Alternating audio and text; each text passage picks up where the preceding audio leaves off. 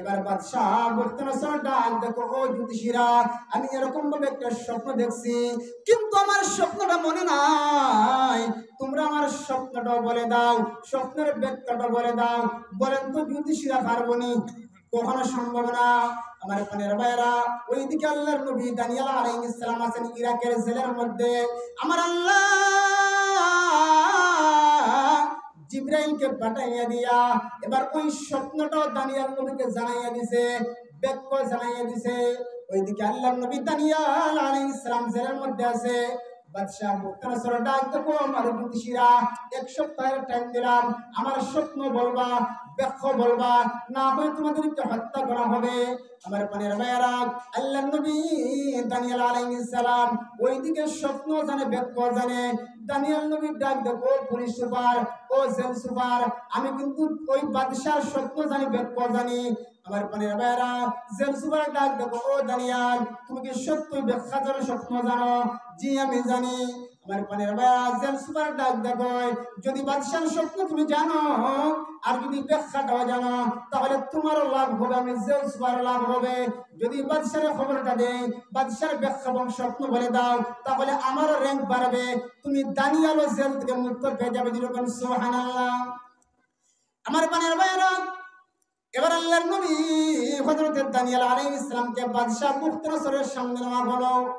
যেই মাত্র আল্লাহর নবী বাদশা বুখতানসরের রাজ দরবারের মধ্যে প্রবেশ করবেন, তাকায় দেখেন একটা লোহার শিকল দিয়া, লোহার শিকল বাঁধা, লোহার শিকলের নিচ দিয়া বাদশা বুখতানসরের সাজদা দিয়া ঢুকতে হয়। যেরকম নাউজুবিল্লাহ।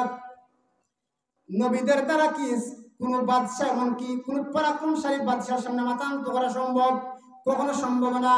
আমার প্রাণের ভাইয়েরা, আল্লাহর নবী দানিয়েল আলাইহিস সালাম ডাক দেখো, আমি এই শিকলের নিচ দিয়ে কখনো প্রবেশ করতে পারি না।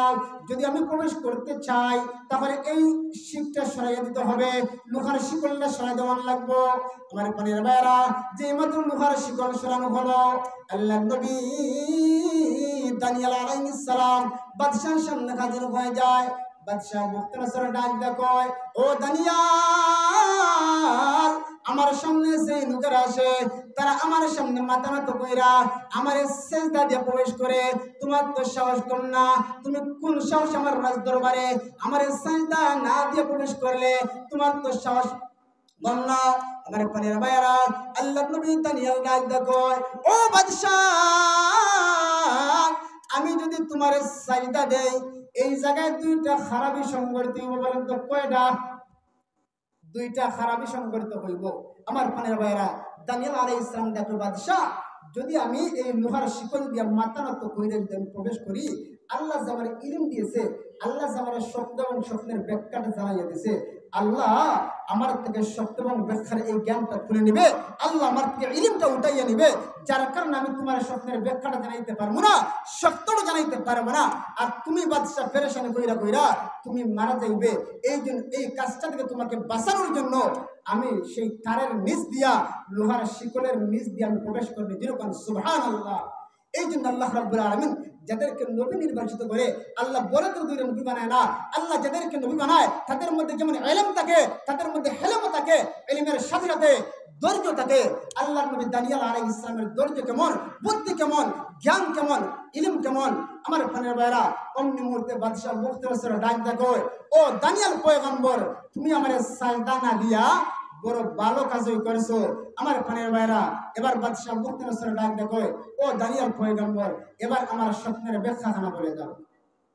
আমার প্রাণের ভাইরা, আল্লাহর নবী দানিয়েল আলাইহিস সালাম ডাক দেখো, বাদশাহ মুক্তানসর,